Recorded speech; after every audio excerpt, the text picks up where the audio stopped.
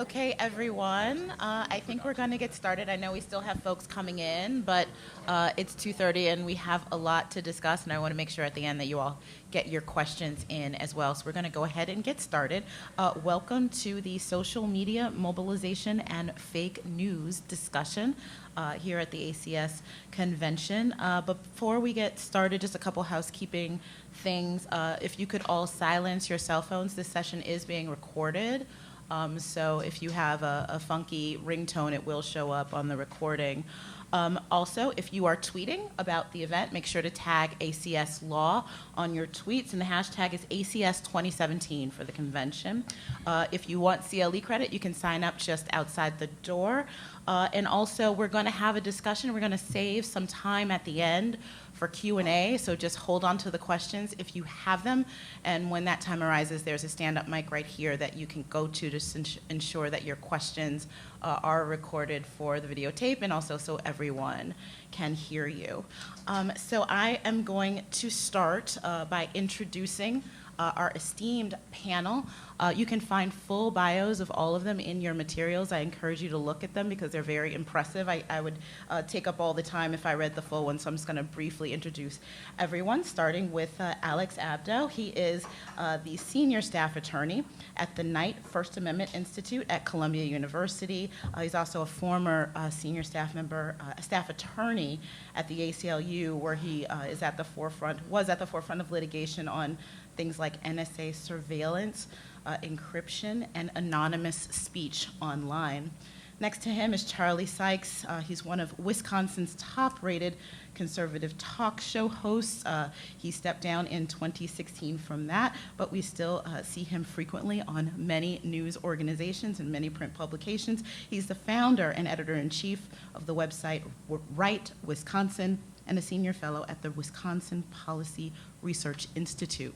Then we have Sonja West. She is the Otis Brumby Distinguished Professor of First Amendment Law at the University of Georgia School of Law, where she focuses on a number of issues, including the First Amendment.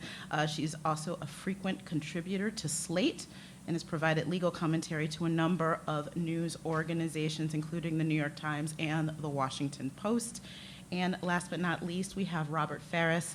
He is the research director of the Berkman Klein Center for Internet and Society at Harvard University. His recent research includes internet content regulation, one issue that we will be talking about today. And Faris is a contributor of the Open Net Initiative, studying internet censorship activities in over 60 countries. So as the description of this panel states, we're going to look at fake news and look at how the internet is both a wonderful tool when it comes to the dissemination of news and information, but it can also serve as a distortion for the news and how it comes out, and obviously that could have a very big impact. So I'm going to start our conversation with Alex and ask, there's always been misinformation and propaganda since the beginning of time. What is it about what's happening now that's different or not different? Sure. Thanks so much for having me, Kim. Excited to be here with this panel. So you're absolutely right that fake news is not new. The literal publication of false information has been around ever since publication has been around. What I think makes this moment unique, probably three different things on the theory that everything comes in threes. The first is that it is now far easier to disseminate false information than it ever used to be. That's an obvious point. We can use social media channels or digital dissemination to get your message out. You can do that on your own. You can also do that through more sophisticated methods. People can use bots to kind of get their message out. That creates kind of one distortive effect. The second is that we increasingly live in echo chambers. Digital technology has allowed us to create very perfectly gerrymandered villages online that we live in. It used to be that your intellectual environment was primarily a product of where you live, geography, and that the people you would run into and exchange ideas with were those who surrounded you. And increasingly, your intellectual environment is, again, this gerrymandered online existence in which you often select people on the basis of intellectual affinity. And that is exacerbated in part by the role that social media plays in how it prioritizes information to show you. The decisions about what to show you are generally not based on metrics of truth, but metrics of clicks. What draws the most clicks. And that kind of metric might make sense, or at least not be as problematic for things like cat videos or other, I don't want to say trivial because I don't think they're trivial, but things less connected to news. But when it comes to news, you might think that that's not the right way, that we should prioritize content. And an interesting data point on that point is that Google News, if you go to Google and you search the news corpus on Google, will not individualize the search results to you. And they're very explicit, but the reason they don't do that is they don't want to create a feedback loop.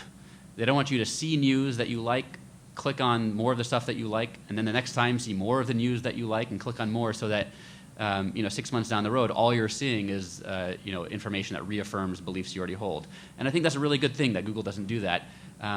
I believe that Facebook does. I believe that if you go on Facebook and you see news that you like and you click on it, you're more likely to see that same news the next time. And I think that creates a second kind of distortive effect. And the final one is that in the real world, we all have metrics that we use, social cues and context to judge trustworthiness. I trust information from a friend because I know them, I've interacted with them in the past. I draw conclusions about somebody they know based on their proximity to my friend and what I've been told about that person, based on demeanor, presentation, all sorts of things. We don't have those same tools online to judge the trustworthiness of information. If you see a post on Facebook, you have a very shallow set of tools in which to interact with that post. Up until recently, all you could do was either like it or post a comment in response to it. And that's a fairly shallow set of tools, and Facebook, to its credit, has expanded that. You can now say that you hate it, or you can, do a fireball or something associated with your emotions with that post. And that's better, but I don't think we've yet fully replicated the tools that we rely on in the physical world to determine truth in the online world. So those are the things that I think are different.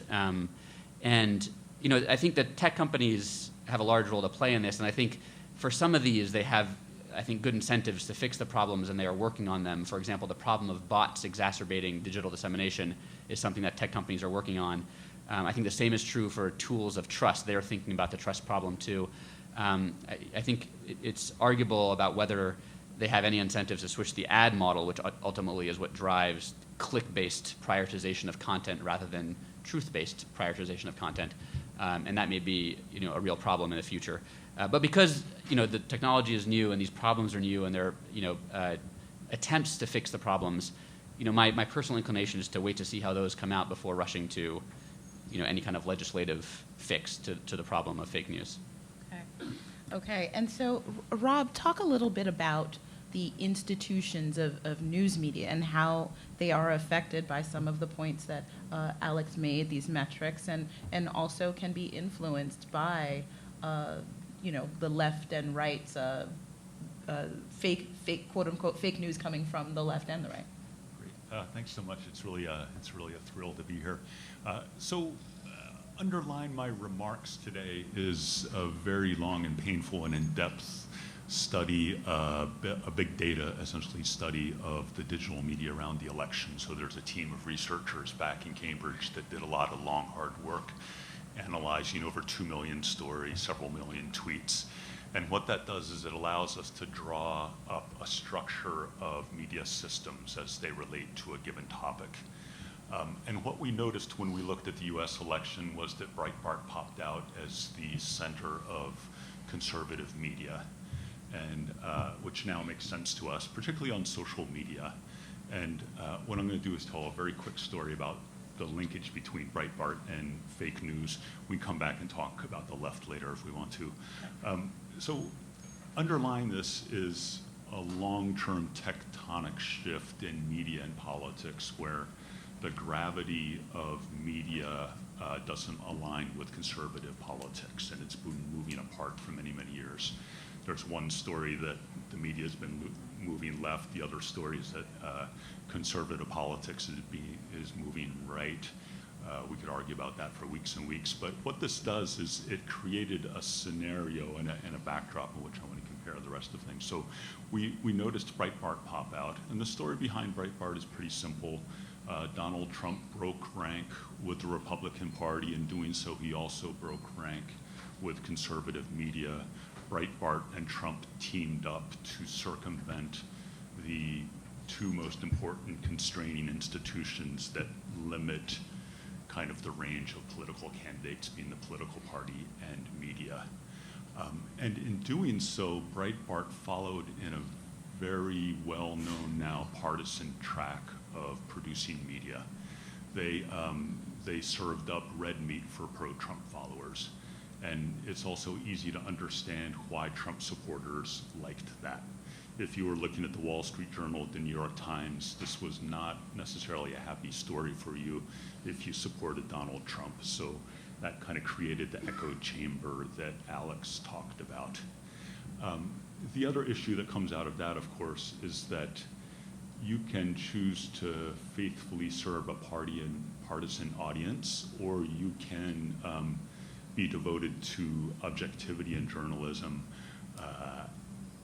If there's trade-offs between the two, then you're in trouble, unless all the news is in your favor. And what we had was an extremely partisan news environment in which there was a lot of bad news for the Trump campaign.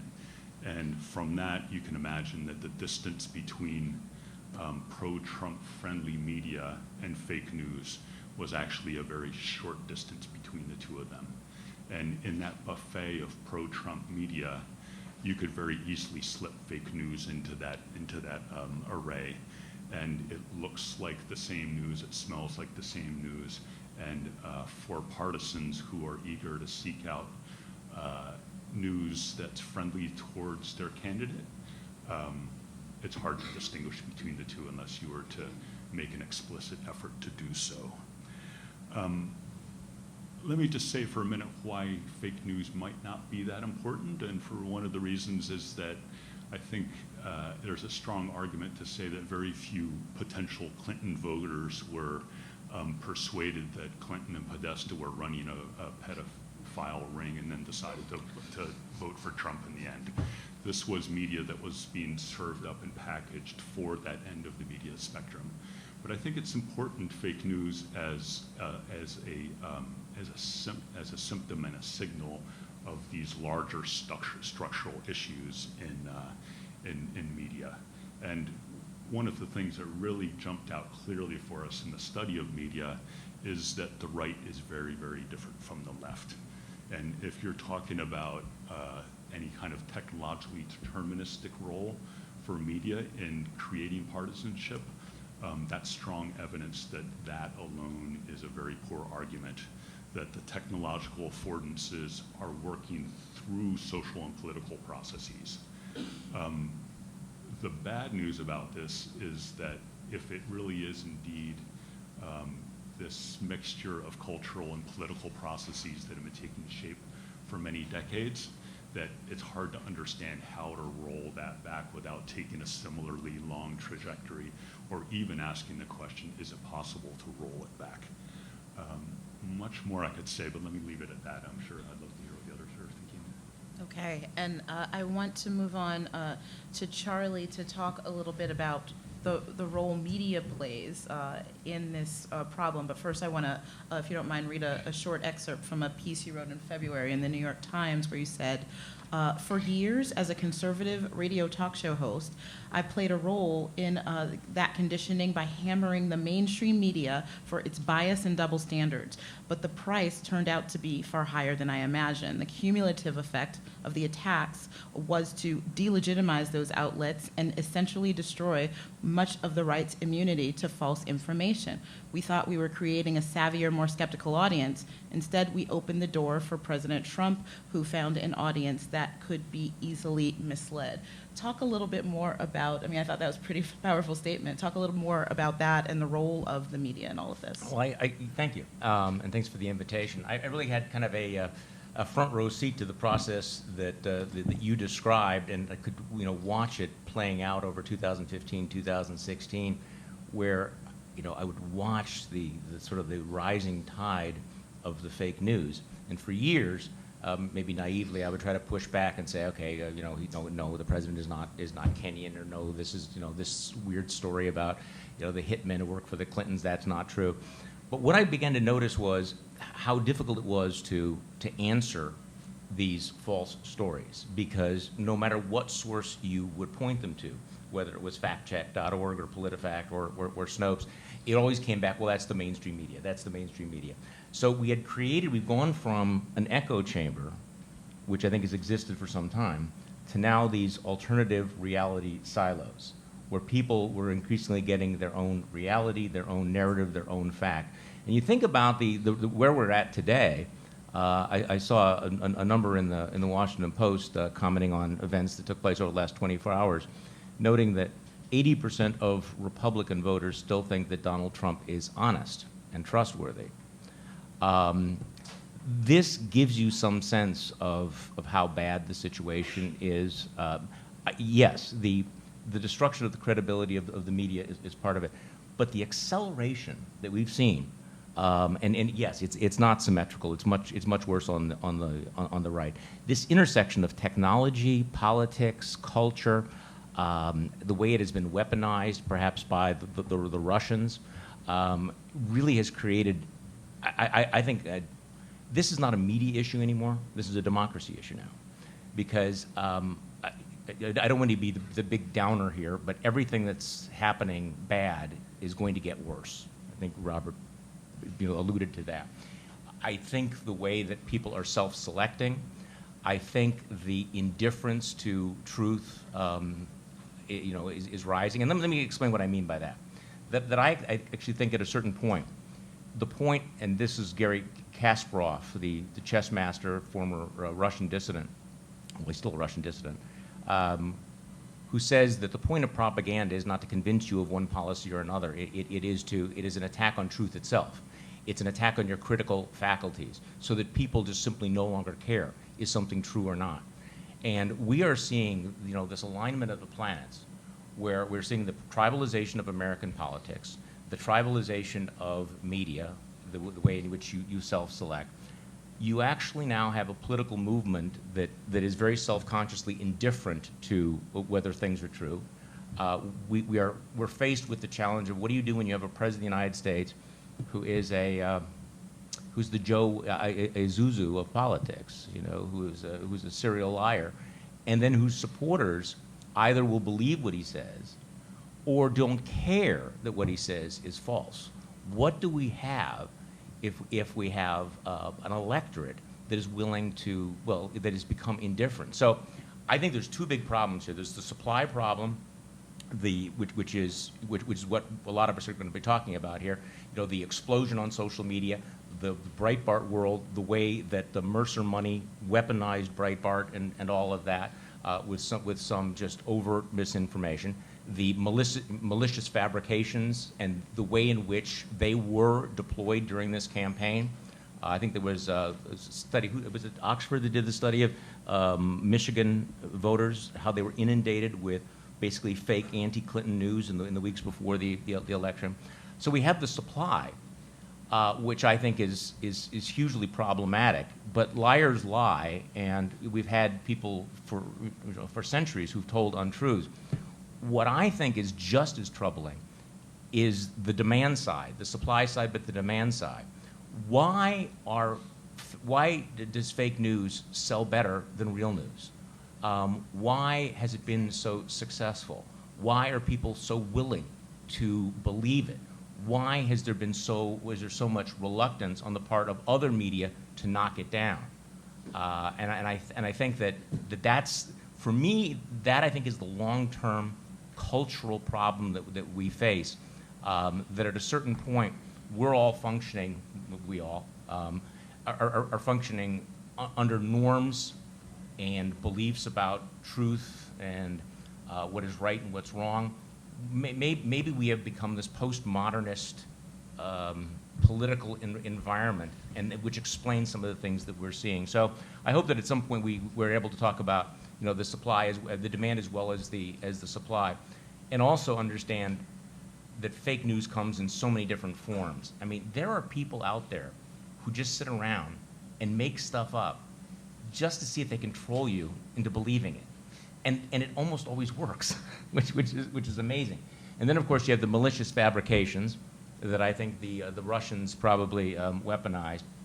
And then you have the Breitbart world, which is this weird collection of sort of political propaganda, wishful thinking, and point scoring. Again, there are so many different factors. There is the role of the media. There's one thing that nobody ever wants to say, particularly on my side of the spectrum. Right near the end of when I was doing my radio show, when I didn't give a you-know-what anymore, we were having some discussion, and it was not about Pizzagate, but it was something along those lines. And I think I said something like, people, I just need you not to be so stupid. There's a failure of our educational system in terms of civics, history, critical thinking, the ability to make these determinations. We are paying the price for a dumbed-down electorate. And of course, nobody in politics ever wants to talk about the dumbed-down electorate, but that's a factor here. Okay. I want to talk a little bit about potential solutions for fake news, and one proposal that was floated by journalist Ari Melber is the prospect that fake news may be able to be regulated. The Washington Post described the proposal saying, if the FTC, Federal Trade Commission, and the court system could agree that fake news isn't really a form of political discourse, but is instead a kind of commercial offering in which the political misinformation is the product, perhaps the nation's Consumer Protection Agency could stop some of it, according to Melber, leaving aside the fact the health of the Consumer Protection Agency is right now. I want to turn to Sonja just to sort of give an overview of that. Is regulation possible and does that jibe with the First Amendment? Okay, first of all, I think I might be a little too depressed to start talking. It's already gotten so low. So from a First Amendment perspective, I think it would be a surprise to no one in this room that any attempt to regulate fake news, a form of false speech, would face a real uphill battle, because we are, after all, talking about a form of a content-based discrimination, which in the legal world gets us into strict scrutiny, and that the court takes very seriously. And we saw this most recently a few years ago in the Alvarez case at the Supreme Court about the Stolen Valor Act and the guy who lied about winning the military medals. And the court, a majority of the court anyway, was very resistant to any idea that the government could come in and regulate even false speech, and protecting both a right to speak to lie and also the role that this could have in our public debate. And when we're talking about whatever it is that would fall into the category of fake news, even more so than Alvarez, I think we're getting into the realm of political speech, which the court has always told us is at the core of the First Amendment, which would make the court even more reluctant to, I think, allow government regulation. And it has that resistance for good reasons that we, of course, need to think about. First of all, the court has said that there's a concern about a chilling effect on speech. This was one of the concerns the court had in the Sullivan case, which was a form of protecting false speech in terms of defamation, because that you need to have people out there talking about their public officials in that case and their public duties, and there's a fear of chilling this kind of public debate. And then there's also just this concern of government control of speech. Again, I think for good reasons, right? That we should have real concerns about giving the government the power to come in and silence what it deems to be fake news. Because of course it wouldn't be what we all think is fake news, it's whatever the government would conclude is fake news, and that's a scary kind of of power. There are exceptions here that we could talk about, like the Ari's proposal. You know, we do punish perjury, we do punish forgery, we do punish fraud or impersonation of a law enforcement officer, or, you know, there's ways that we do protect, we do regulate false speech. But for the most part, the court has been reluctant to do that. So what I think is interesting about the fake news debate, for me, from a First Amendment perspective, are really two things. One is the way it's really challenging our underlying First Amendment theory, of which why we protect speech, of which one of the primary reasons is this whole idea, it's the whole Milton idea of truth versus falsity, right? Truth goes out there and falsity goes out there, and they have this big battle, and we have faith that ultimately truth will prevail. So because of that, we don't silence falsity, we just let it do battle with truth. And this is, you know, and it's part of the marketplace of ideas approach, and it's what we have adopted. That this is the way, you know, the answer to speech we don't like, or false speech would be more speech.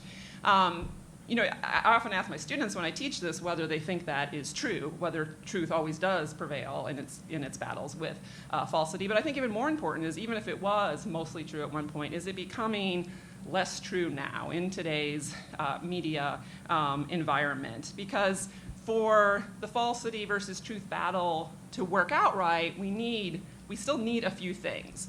We need time, right? We need time to sort it all out. We need time to have the debate. And more things move at the speed of light. Somebody puts something out there, and before there's any time to counter it, it has gone completely viral. Everybody believes it. Or, as you said, right before the Wisconsin election, there was just this inundation. Then everybody goes and votes, and we didn't have time to sort it all out. You know, maybe over time we will, you know, have the truth prevail in all of these debates we're having now. But maybe that's not good enough. Maybe we need it now, or we need it sooner. We also need to have the speakers who are putting out the truth have the resources and the mechanisms to be able to get their side heard, which now, again, once upon a time when everybody, you know, the day we all love to talk about, when everyone watched Walter Cronkite, you know, he had everybody's ear and could get this story out, and now people go into their bubble. They may never hear the other side of it. They may never hear whether or not there's a truth side to it. And then finally, as Charlie was just talking about, we need a public that wants the truth. I mean, that's part of the theory too, that this is what the public will seek and will want. And if we're losing that, then there's an argument to say this whole First Amendment theory has problems, and that, you know, we're having some market failures here in the marketplace of ideas. So I think it's something interesting to think about. And the other thing, and this is something personally I've written about a great deal, is this question of, when we're talking about fake news in particular, is the question of the press clause. And does it come in, and does it play any kind of role? And because for me personally, as I've written about, I think that the press clause does play a unique role from the speech clause, and in particular was meant to and is designed to and does protect those who are fulfilling unique functions. And those include serving as a government watchdog and informing the public. And so one of the questions would be is if all of this fake news is actually doing damage or interfering with that constitutional structure that we're supposed to have, this press that is doing these things, obviously not always perfectly, but still overall that this is what the press is doing. And when we have all this fake news get mixed up in it, suddenly that isn't working right as well. And so there'd be a question of whether or not we have a press clause concern here that maybe should be balanced against our speech clause reasons for protecting false speech. And so sort of playing off on that idea of the marketplace of ideas, I want to open up to a discussion to get your thoughts on why that marketplace is there's market failure there, it seems, at the moment. And sort of go back to a point that Charlie made, is why is this type of fake news more believable now than it has been in the past? And is that true? I mean, I sometimes host the C-SPAN morning show, and at least once in every show, someone calls in who earnestly believes in Pizzagate. You know, it's not necessarily, you know, just sort of, we get a lot of people just throwing grenades out there, but I think there are people who really believe in this. Why is the marketplace of ideas failing? So can I jump in? Go So, ahead, yeah. Charlie and I were talking about something before this started, which is that, over the last few years, 42% of jobs in journalism have disappeared, and the majority of that loss has been at the local level. And to me, the fake news problem is, I think, a symptom and less is more a symptom and less a cause. And I think the cause is an underlying loss of a framework for judging trust. And it used to be that you would have someone physically proximate to you who you kind of maybe verify the things they're saying because they're reporting on the news in your neighborhood, and you could talk to friends and say, did that thing really happen over there? And yeah, it did. I heard it reported on Channel 4, and that, that Channel 4 may still be there, but the print journalism that backs it up no longer is. And I think, that forces people into a situation where, especially if they agreed with the critiques of mainstream media, didn't have a national outlet to turn to, and so we're stuck going online and exploring different measures of trust and different value systems, and have found themselves in these gerrymandered echo chambers. I agree completely. We need the honest broker. You need to have, who are the referees? One of the hardest things, I think, at least I found when I was doing my radio show, is who do you believe anymore? What sources do you believe? How do you figure out what's true? And there are people who actually do want to figure this stuff out.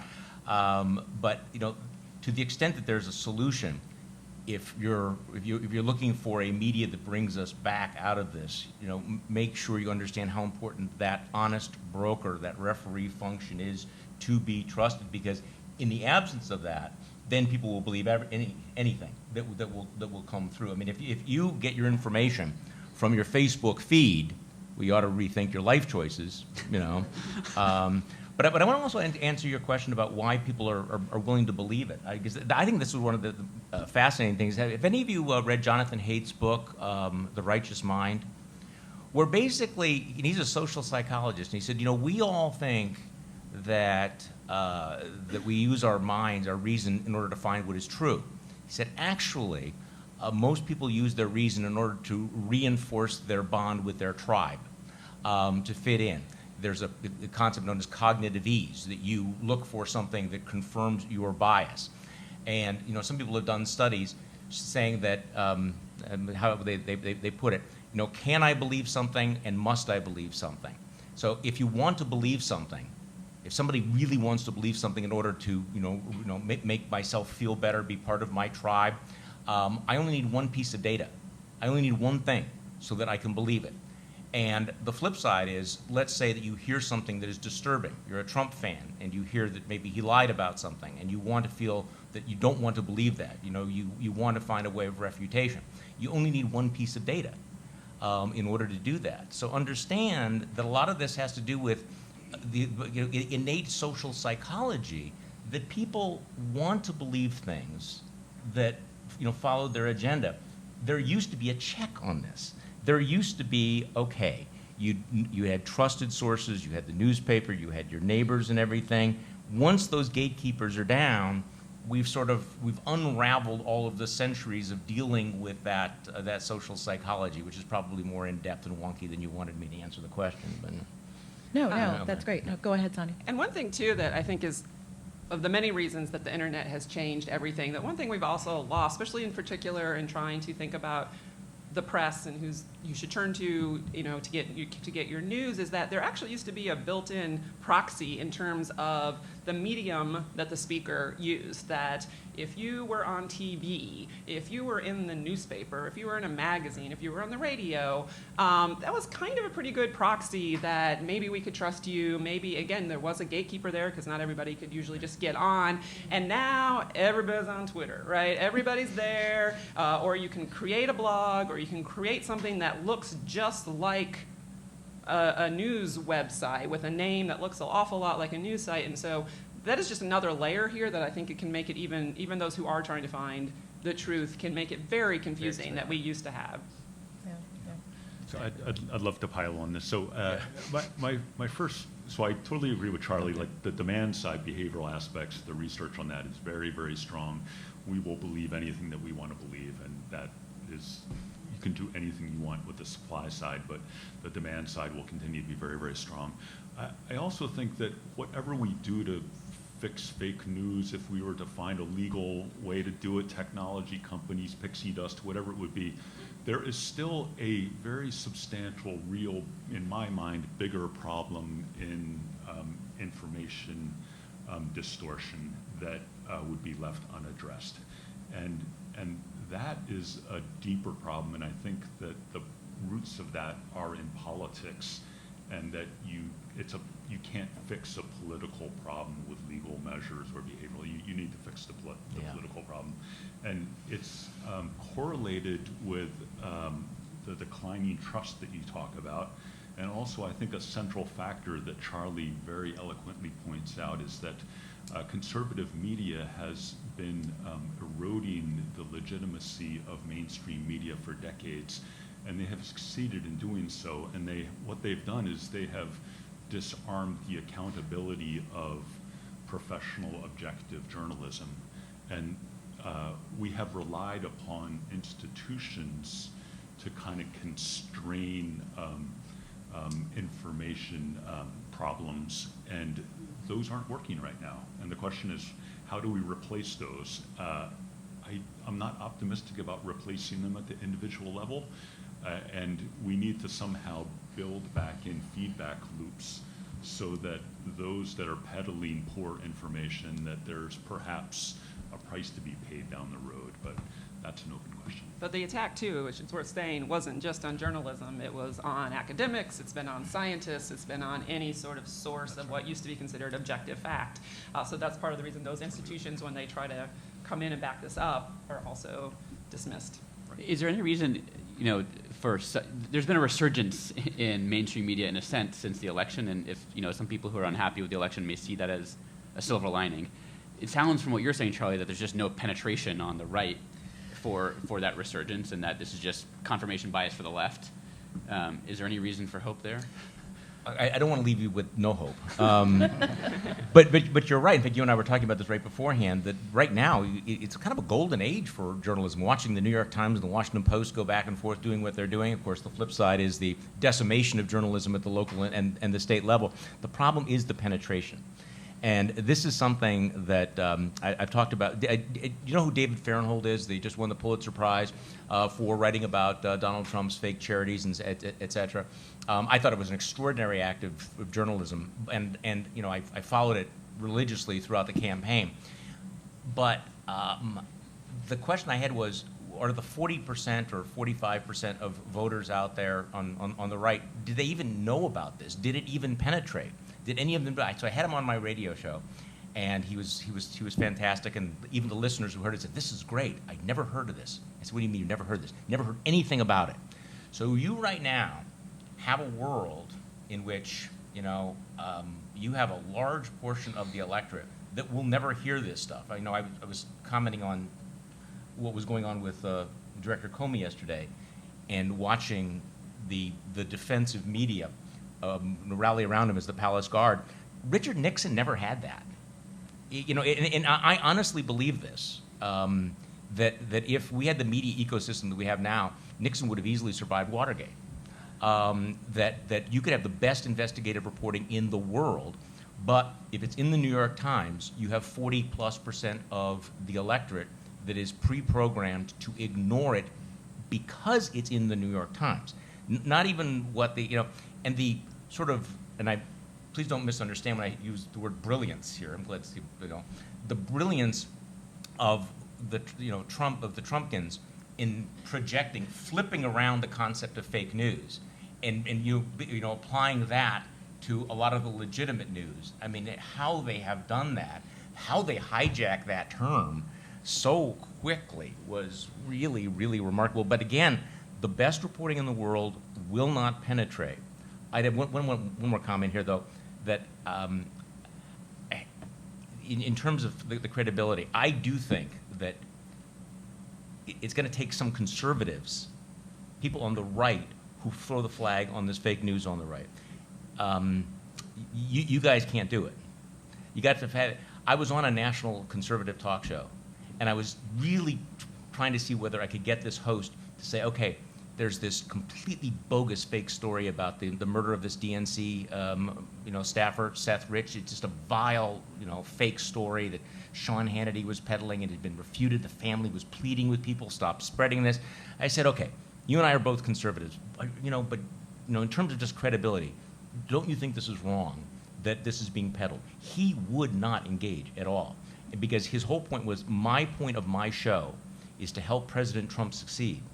And I said, so in other words, even factual information, any factual information that does not fit that agenda, you're not going to talk about, basically. But so as long as Fox News, as long as conservative talk show hosts do not throw the flag on it, it will continue to be bad.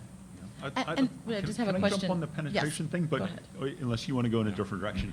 No, well, it was sort of springing off of that, is that even if flags are thrown on the conservative side, will that be successful when we have a president of the United States who calls any news story that is not favorable to him fake news, which in turn causes everyone, strangers, to tweet and email at me all day long that I am a member of the fake news? Well, that's the problem with this intense tribalism, that you're seeing in American politics right now, and apparently in Britain as well. The middle has just disappeared, and it is the reluctance of a conservative. Look, the reason I'm an ex-conservative talk show host is there's no market for being a conservative in America who is really critical of Donald Trump. I mean, there are at places like National Review and Weekly Standard, but we have developed a high degree of intolerance for any sort of dissent. And I know the word is now becoming almost overused, but it is really hard to overstate how intense the pressures of tribalism are and the demands. And this talk show host was not going to do what I asked him to do, because then he would get that blowback. And the business model right now is not to throw flags. Go ahead, Rob. So I wanted to follow up on the penetration issue, because there's two layers to that. So if you, I also think we can overstate the echo chamber effect as well. So if you look at Breitbart News or Drudge, or the primary source of reporting that they cite is coming out of the center-left media. And if you're a reader of Breitbart or Drudge, you are seeing the stories from the New York Times, from the Washington Post, from Politico. And the interesting part about it is that it goes through their filter, and they talk about how crazy this journalism is and how wrong it is. But you are definitely being exposed to it if you are reading that. The next level is if you are within your Facebook or Twitter echo chamber, you're not getting those same things. So there is a homogeny of stories within social media that's unlike the cross-media links. So it's a little bit more complicated than that. It's still the same conclusion holds in the end.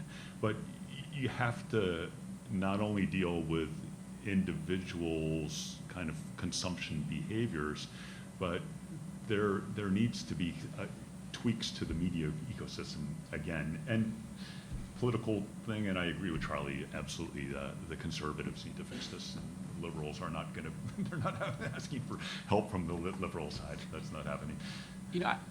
It's tempting to think that there, is at least one outside check on this question of penetration, which is when the kind of policy rubber meets the road of individuals' lives, who are predisposed to disbelieve mainstream media. Maybe they will view, the promises they've been given as, maybe then they'll start to question those promises. I worry that, they'll blame they'll be fed a different story about the causes of those failures, and they'll blame somebody else rather than the person who's in charge. Do you have I'm taking on your moderating role here. That's okay. That's I'm trying to okay. learn myself. That's okay. Do you have any sense of, whether that will serve as a check on the right, whether if a policy that has been sold to the American public as doing one thing ends up failing, and that causes real economic, like healthcare or economic promises? No one knows the answer to this question, and I mean that's the honest answer is people can say, when will the Trump voters break? When will Republicans break for them? And who knows? There is that reality check of if the economy, if people lose their jobs, if you realize that he promised he was going to do X, Y, and Z. Never underestimate the power of the narrative, however. And one of the narratives, the ability of having an alternative narrative is that you don't actually ever have to defend those policies. You just attack the left. I think I've written about this, that anti-Trumpism basically says we're not for anything, but we really, really, really hate liberals, and we really, really hate the media. And just watch, that's what they will do in 2018.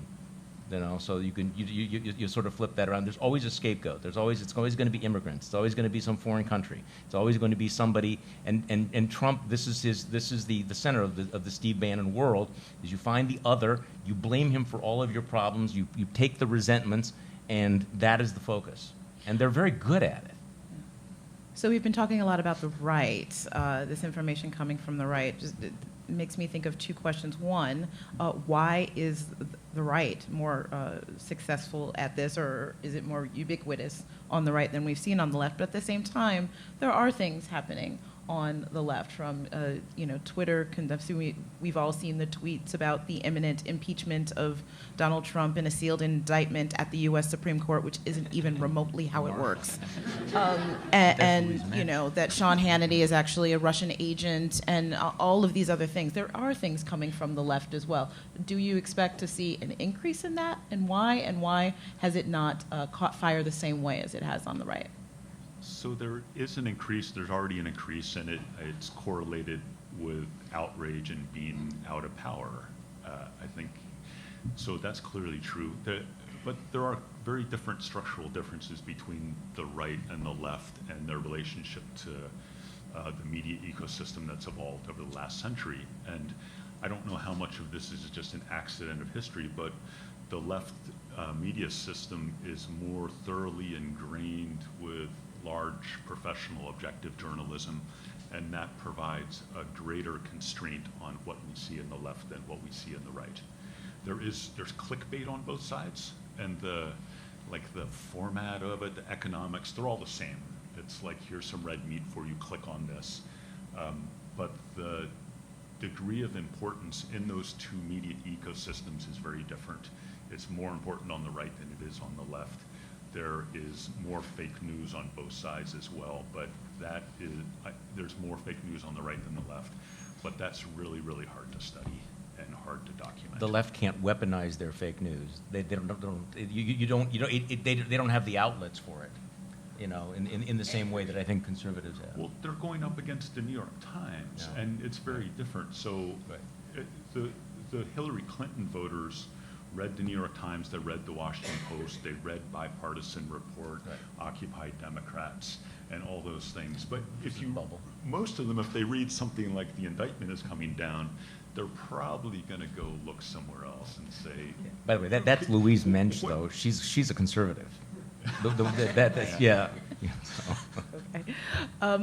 But is part of it driven by the idea, whether correct or not, that the mainstream media is and has always been liberal, and that provides more fuel to have an alternative facts, to borrow a phrase, that is making it more ubiquitous on the right than we are seeing on the left? Is it the fight against the folks who are the New York Times, not just the New York Times, but every major paper in every city in the country? So it's a lot easier in this day and age to be a liberal and get everything you want and feed the outrage machine just by reading the Washington Post. You don't need to go to fake news. There's plenty there.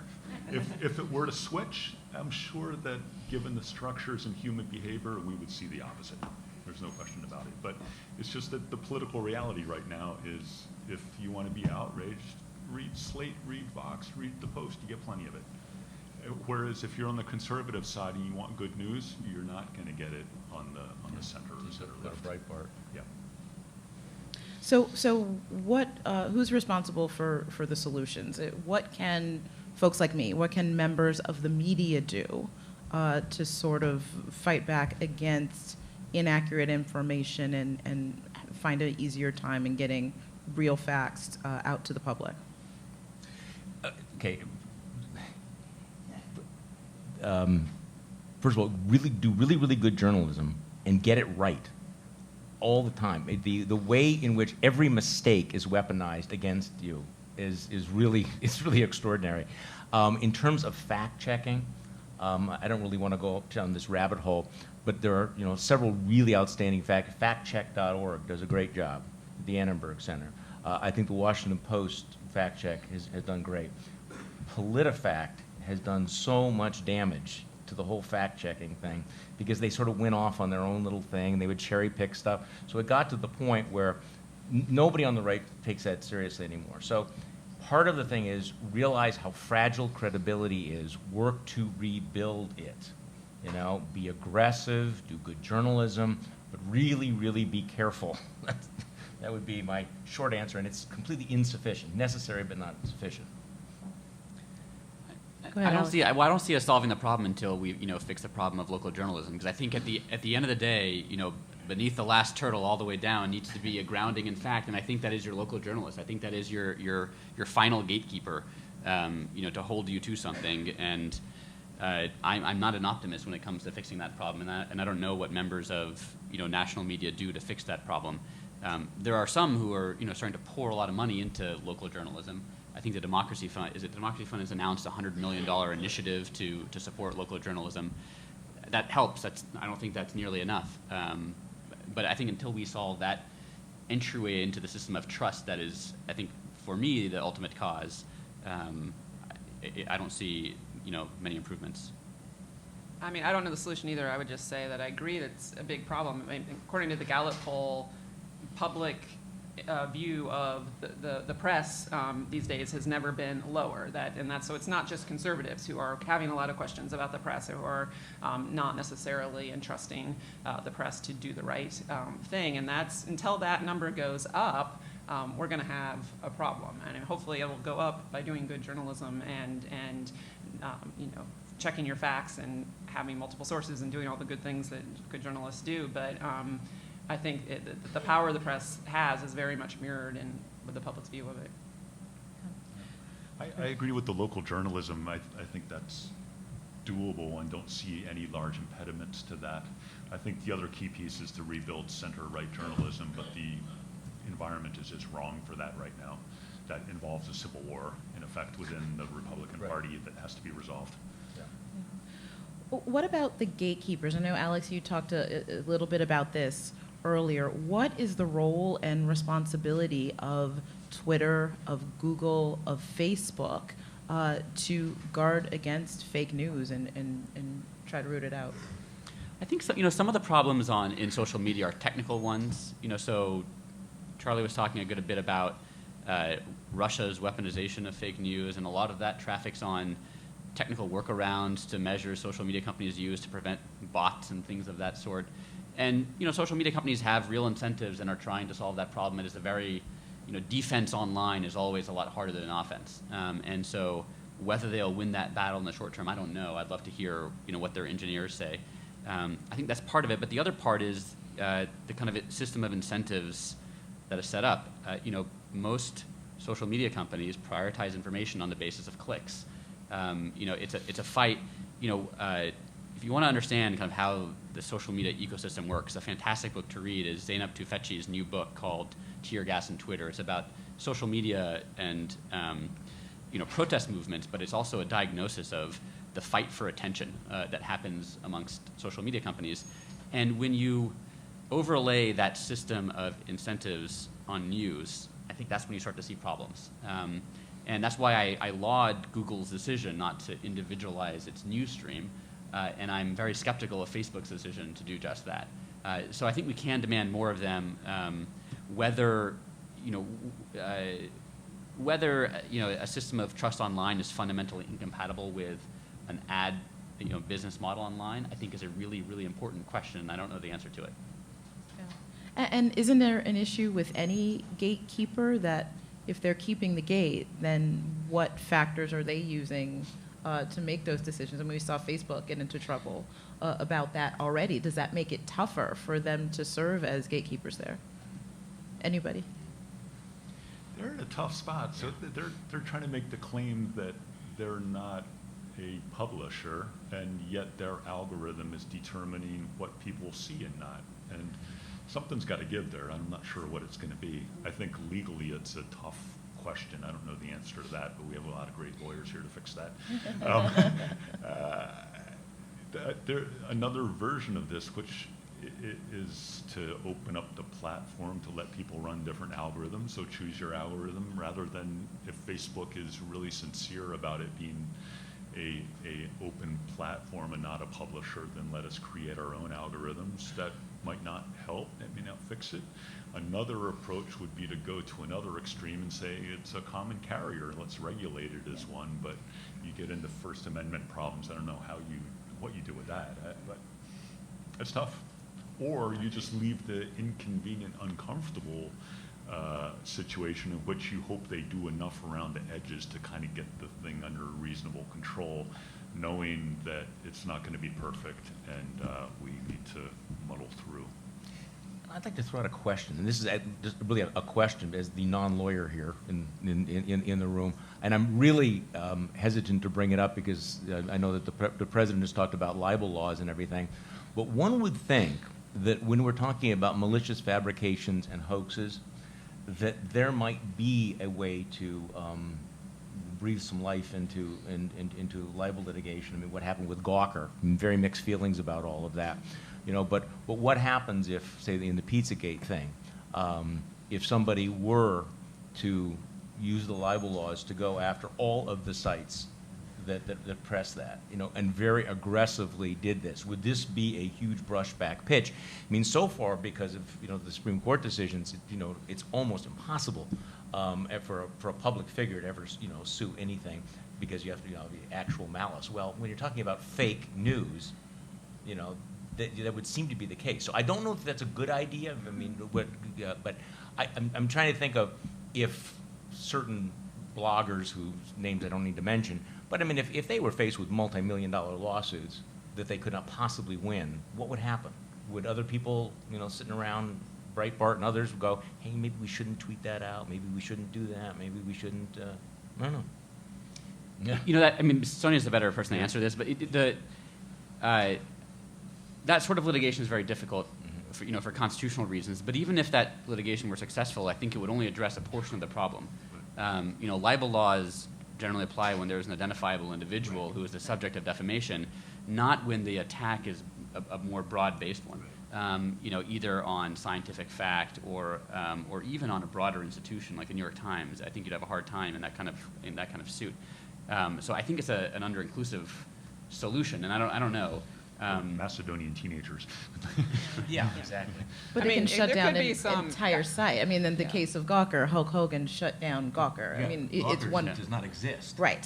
Yeah. I mean, if it's taking out an entire site. Right, and that was based on privacy concepts. And we are seeing, I mean, again, we are seeing juries and judges being less likely to defer to the media's judgment on what is or is not newsworthy and what is or is not you know, appropriate in terms of, even if it comes with a privacy violation. And some of that is, Amy Gaida has written a really good book about this whole idea about how we're having this blurring between all sorts of types of media outlets, and Gawker's sort of this one that's kind of in the middle. They did some work that was really, you know, quite news-ish, right? Quite press-like, but then they do this other stuff, and they put up, you know, the sex videos, and so it gets all blurry, and the media kind of just as a whole gets lumped together, both in the public's eye and in the eye of courts, and it can be damaging, and we can see the courts less likely. But I think, you know, there's you know, I agree with Alex that there's a little room for libel law in these cases. I mean, the owner of the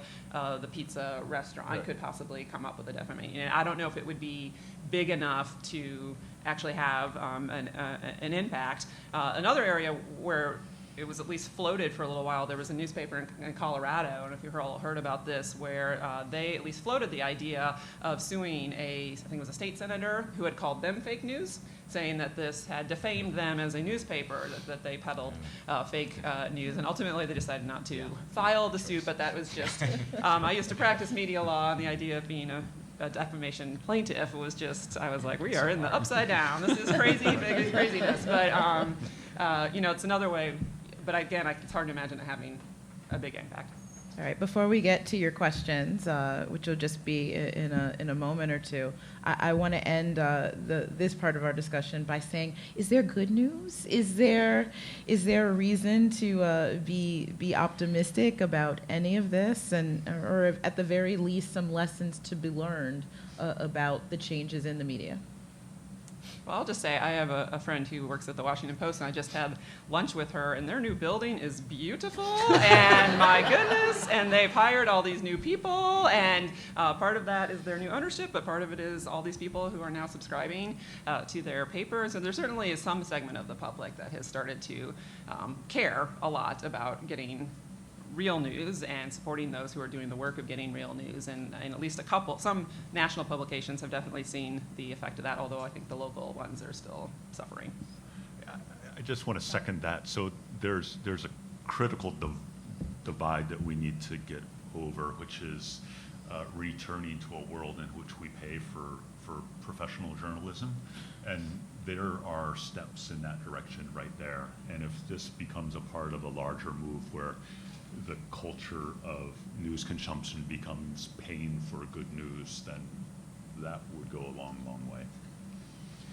On the technical side, I'll say that it's important to recognize how new social media is. You know, there's this tendency to think that we have this intractable problem that's been around for decades, when in fact, the first iPhone came out in 2007, and I don't know when Twitter became as popular as it is now, or Facebook. But this is not a decades-old problem. It's a relatively new one, and the ad business model is not so entrenched that we can't rethink how it should operate in the context of news distribution. And some of the people at these companies do not like the perception, given the politics of where they are, that they contributed to the current state of affairs, and so at least have a personal interest in figuring out how to extricate themselves from this problem, even if they're not going to willingly let go of their enormous stashes of data and cash. I did say before that everything's going to get worse. So, but having said that, I think the moment we're going through is kind of a shock to the system, and that people are now going back to first principles. I think first of all, journalists are rediscovering the importance of what they do, but also we're having the conversation, or should be, does truth matter? How important is truth? How do we have an electorate that cares deeply about whether something is true or not? These are things we took for granted. I think we've taken a lot for granted, and I think one of the things we're learning is that maybe our institutions and our culture is more fragile than we thought it was, that a lot of the things, the norms that we had relied upon are really pie crust thin, and they can be undone.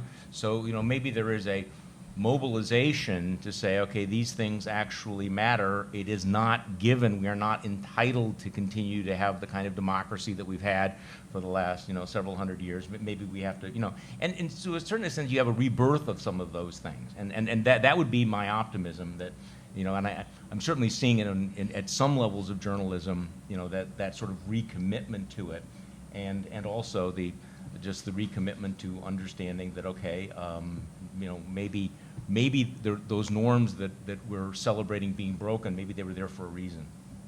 Okay. At any time, if somebody has a question they'd like to ask, we just ask that you go up to the standing mic to ask your question. So I came in late, and maybe I missed something, but I was born long before this. I came of age in the early 60s. Where are and this is for Charlie, and I've seen you on television, and even though I'm a liberal Democrat, you have a lot of interesting things to say. Where are the responsible Republicans?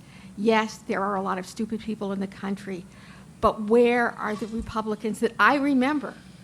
Massachusetts, where I'm from, used to be represented by Republicans all the time. Where they know these things aren't true. I went to law school with Hillary Clinton, and watching those awful rallies where they yelled, lock her up, lock her up. If the Republicans could have indicted Hillary, they would have. Yeah. They had plenty of opportunities in the 90s and thereafter. The reason they didn't was because they couldn't. And to call what they did corrupt, and I saw people, I'm a doctor now, people who really should have known better saying, well, the reason they didn't vote for her was because she was so corrupt and a criminal. there were Republicans who knew that that wasn't true, not to mention all the crazy things about Pizzagate. No one said anything. Well, I've spent the last 6 to 9 months trying to figure out the answer to your question. And the book is called "How the Right Lost Its Mind." Figuring how did this happen? The answer is, and we'll give you the short version of it. I mean, it's a failure. It's a failure of principle. It's a failure of courage. They are still out there. They're keeping their heads down. I think a lot of them, though, have been sucked into this sort of binary choice. That we have to swallow, all of these other things because, well, this is our tribe, and however bad it is, and that whole binary choice. I mean, the number of conversations I had with people who would, yes, Donald Trump is this, he's this, he's this, he's this, but Hillary is worse. So therefore, we have to change our standards. This is a party. I lived through this. I remember when Republicans said things like, character matters, how important character is. And this is the same party that now has embraced Donald Trump. So something has changed. Where did those people go? Yes. Are there people who, when they close the doors, and there's no cable cameras on, they go, the guy's nuts, or he's this, that sort of thing. But right now, they're close to invisible, and that's the crisis that we're in. I guess the other thing is that hate sells and gives good ratings. Hate, blame, anger. Fox makes tons of money. Yeah, outrage sells. First, thank you to the panel. I have a quick comment and then a question. My comment is that when you talked a little bit about the marketplace of ideas, the proverbial marketplace of ideas, and the search for truth as the primary rationale for the First Amendment, and I just want to also note that another rationale is that people have a right to harbor and express all kinds of weird, divergent, and untrue beliefs, which is, partly why we have freedom of religion, which brings me to my question, which is mostly for Charlie. What role are or might the churches play in all of this, in talking about the moral value of truth, in talking about the substance of truth? I mean, is it naive to think that there might be a role for them in conservative communities? No, it's not naive at all. And what you saw in the last election, the role of evangelical Christians was among the things that was most puzzling, I think, in a lot of ways. In fact, I have a piece about this whole culture of truth in the Jesuit magazine America, because I thought exactly, hey, you guys in the Catholic Church, you should care about truth, right? This would be something to be able to say that truth matters. This is why we do not embrace the lies. But somehow that will require them to inject this ethical, moral component into what's increasingly become this tribal hand-to-hand combat, and that's very, very difficult. And I think that's another among the things. Go back to the previous question: what did happen to the churches? Why were evangelical Christians the most solid voting bloc for Donald Trump in this last election? Fill in the blanks of all the things that make that unlikely to have happened. But again, I think this is a moral challenge for the churches as well. And there have been some voices who have challenged the churches to be outspoken, but I have to tell you, they've been very muted since the election. And I just have a follow-up to that. Is it the effort to sort of loosen IRS rules and other prohibitions on churches? Might that make a difference moving forward? I mean, I know technically you're not supposed to talk politics from the pulpit. Well, they want to repeal that. I mean, they want to do that. I would say that the issue of religious liberty and the sense on the part of the churches that they were under siege played a huge role in this election.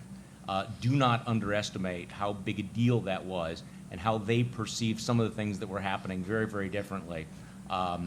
Because for them, this really was the binary choice. In my book, I quote a guy who says, I actually believe that Donald Trump probably paid for abortions, but I'm going to vote for him anyway because, well, Hillary. Hi, I'm Peggy Orchowski. The last 10 years, I've been the congressional journalist for the Hispanic Outlook, in which case I cover the most frustrating issue of all, which is immigration. And I'm far, far more concerned about the left's narrative that completely, especially groups like the Washington Post, completely obstruct them from getting to some of the main issues about immigration. And I'm not going to use the word politically correct, but there are certain vocabulary that really prevents journalists somehow on the left from being able to talk about immigration. And one of those words is illegal immigrant. And, you know, when you're talking about law, how do you distinguish between legal and illegal immigration? You know, they use terms like undocumented. But let me give you an example where this leads. The last few weeks, it's just the most incorrect stories have come out of the Washington Post and New York Times and NPR and all the rest. And this was Donald Trump's ridiculous assertion that there were 3 million illegal voters. That's what he said, 3 million illegal voters. NPR, Jake Tapper, Washington Post, just even last week, refers to them as illegal immigrants. They hear the word illegal, they tap into illegal immigrants. Now Washington Post refers to them as 3 million undocumented people are voting. I mean, this is how skewed this narrative and this vocabulary becomes.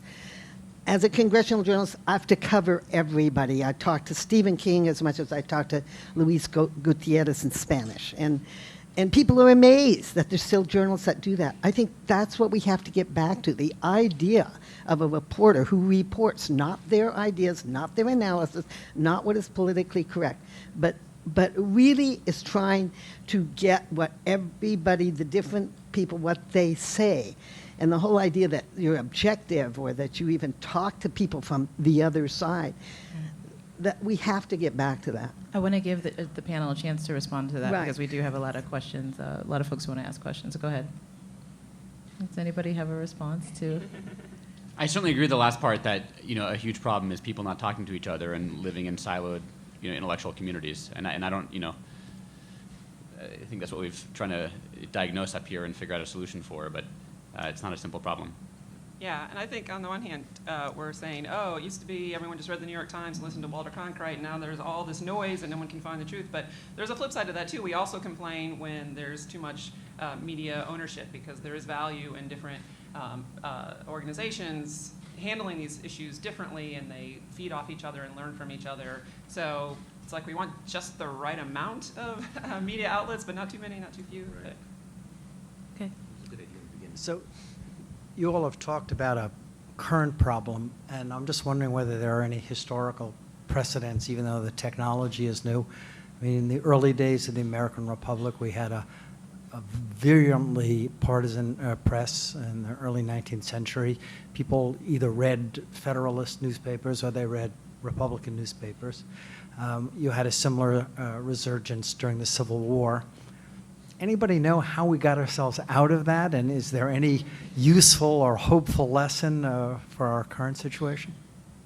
I'm not a historian, but I have read a lot of press history for my research, and what I learned too is actually the story of how we just had nothing but a completely partisan press in the early days isn't quite exactly accurate. That we actually had it changed over sort of different periods, but we actually there was more of a sense of an obligation that printers knew they were often the only outlet, and that they felt far more of an obligation to let other voices into their press.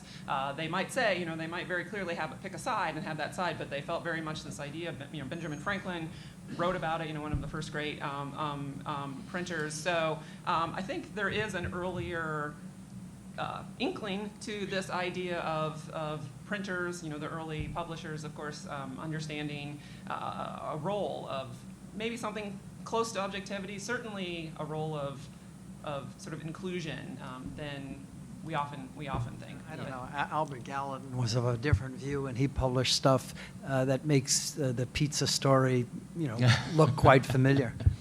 No, it was it was certainly out there, but they also let other things in. So I'll just throw very quickly on top of that. So Michael Schutzen wrote a whole book on this, and at my great peril, I'm not going to try to summarize it in a minute, and I would probably get half of it wrong. But it was the latter half of the 20th century that was the heyday for objective journalism, and we came, as you note, from a place of deep partisanship, and we're back there again. The recipe that he points out involved politics and market forces and many things that don't exist anymore. They're not. It's a different environment now. So we're not going to be able to follow that same recipe, unfortunately. We need a new one. Okay, we're going to try to make this a lightning round so you get all your questions asked. We only have we have less than 10 minutes. So quick question or comment, and then we'll try to give a quick answer. Okay, I'll try and be really quick. Setting aside the tribalist, malicious, like people who just want to find something to validate their beliefs, I do think a large portion of the problem is that there are people who just are they see something, they don't think critically about it, and they just share it. They're just uninformed. And this is really frustrating for me because, when I grew up, my mom constantly told me, my whole generation, we were told, don't trust strangers on the internet. You don't know who they are. You don't know who they are. But then all of these older generations, they just see something on the internet for the most part and then they just trust it automatically. And forward that chain email. I'm sorry? And forward that chain email. Exactly. Yeah. And I see very often very educated, well-read people who just, they don't seem to think about what they're sharing for a second. Just as an example, my mom's a lawyer, and she was telling me this story the other day that her friend had shared something on Facebook, and just listening to it, I could tell that it just didn't sound correct. And I said, Mom, what was this? How did it come to you? And she said, well, it was a picture, and then there was text on it, and it said that this is what happened. And I said, I don't think that actually happened. Did you check? Did you Google it? Did you, something? And she said, no, my friend shared it. I trust him. He's very smart, all of these things. And so that's sort of a counterpoint to what you were saying about having friends being validators. That's the problem, is people are just seeing what other people are sharing. Yeah, Alex, can you talk a little bit about shareability? But I think there is still good news there, which is that we're still developing the tools to learn how to judge trustworthiness online. And, maybe it's a generational gap, and time will solve the problem. But I think we're still learning. It is a relatively recent phenomenon, and we're still learning. And that kind of critical question that you're asking is a sign that, even more so since the election, people are asking questions about how to judge something online, and not everyone, and not enough, but I think it's moving in the right direction. So maybe we had a PSAs, like the don't text and drive. Right. Do not forward that chain email from your brother-in-law. Yeah. Thank you. But that is a good counter. I take the point. Yeah, well, my question was just why do you think this is happening, and how to fix it? But you guys sort of answered. I think that's the issue. Especially in social media, shareability is a lot. It takes way more effort to forward a chain email than it does to retweet. So I think that's the problem. It's the technology. It takes 5 seconds to back check something on Google. Just type it in, but. Right. All right. I want to get to everybody's questions. Thank you. I just wanted to ask about the point about local media, and it made me think about my parents who live in a pretty big city, a suburb of Chicago. And it's gotten to the point where even my upper middle class parents can't subscribe to the local paper because to them it's too expensive, and the content has gone down and down. It seems like it's in a death spiral. A paper that's over 100 years old, and I can't imagine what it's like for people farther down. And as a millennial, I bought my first newspaper subscription in January because the New York Times gave me $4 a week or whatever for $4 for students. And that was the only reason I ever started paying for content, and I'm very sorry. And even on college campuses where there's lots of I worked at my college newspaper, there was lots of very earnest student reporters, and it was still a pastime of every other student to dump on the college newspaper.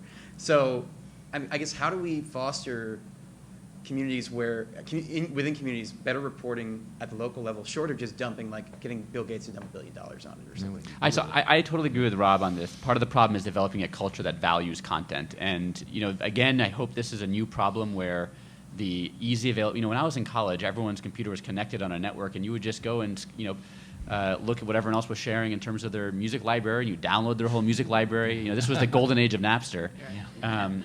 And I think that had a significant effect in devaluing content online. People thought they're just digits. They transfer easily and costlessly, so it should cost me nothing.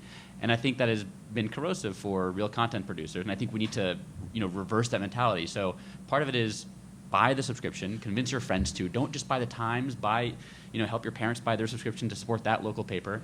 But buy local. Maybe that's the new catchphrase for local media. I mean, I totally agree. I mean, we fix it with money to hire good reporters who can go do these things. And I'll have to admit, not to be a downer too, but I feel like it has to be a model other than people feeling like it's charity to subscribe. That's just what a lot of my friends are now. Like, I'm going to do my patriotic role and subscribe to this newspaper and give them money, even though I could have totally just read everything I wanted to online or do whatever. And part of that is, and we got out of the Napster thing, though. People pay for music now. They pay, maybe not much, but they pay for music and they pay for movies. But this kind of content, we have become convinced should be free. And local media can have unique content, because if you cover the local community really intensely, if everybody in the community's name is in the paper once a year, that old formula, people will have to subscribe if they have all of that stuff. But again, that requires the content. The term you use, death spiral, because that's what I'm seeing as they, cut the content down, it gets smaller and smaller, and they wonder why people aren't subscribing, and then it gets worse and worse.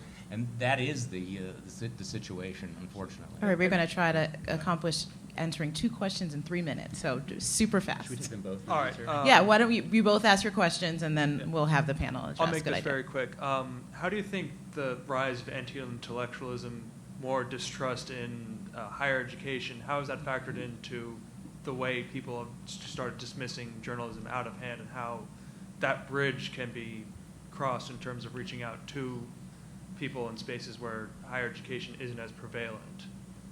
Good question. Go ahead. You've all said this so well and so brilliantly, but just to put a finer point on it at the end, Charlie, you talked about somebody has to throw the flag who's from that side. I just wonder who's left who can. I mean, you mentioned the church, elected officials. Now, if they try to throw the flag, suddenly they're the authority to be dismissed. Right.